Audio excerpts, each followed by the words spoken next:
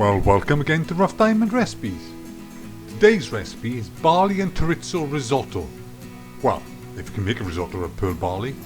When my wonderful wife decided we were going to do this recipe, the first thing that sprung to my mind was my Roman history lesson in school.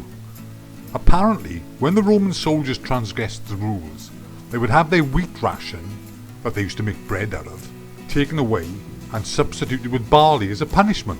And if there was one thing the Romans were good at, it was dishing out punishment. Punishment? What about the aqueducts, the roads, public health, education, medicine and wine? God, she'll have me joining the People's Front of Judea soon. However, dragging us back to the topic at hand, I think this barley recipe is far from being a punishment, more like a treat. And this is how you make it. Melt half the butter in a suitably sized frying pan. When it's nice and hot, add the onions and fry off for a minute or two.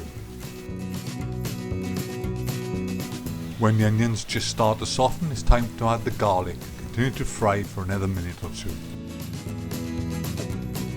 Next, you add the chorizo to the pot.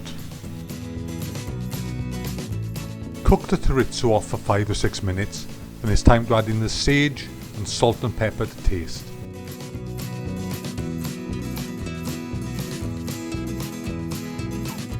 And when this is done, add the remaining butter and the pearl barley and thoroughly mix together. If you're using fresh butternut squash, this is where you add it. But as we're using frozen, we put ours in later. Then it's time to add the stock, splash at a time, mixing continually.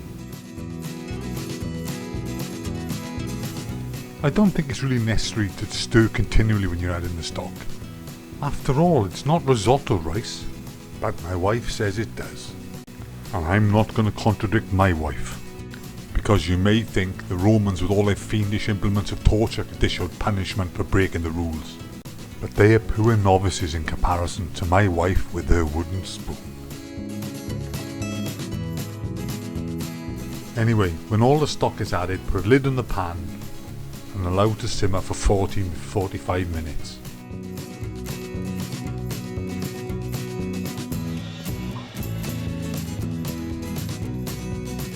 When the 45 minutes are up and the pearl barley is nice and soft, it's time to add in the frozen butternut squash. Then add 1 more cup of stock or water, bring back to the simmer and cook until the butternut squash is soft and the right consistency you want is achieved. And then it's ready to serve. Not forgetting to sprinkle over some parmesan at the last minute. We hope you find this recipe a treat and not a punishment. Feel free to subscribe, share and like, and hopefully we'll see you soon again on the next one. Bye for now.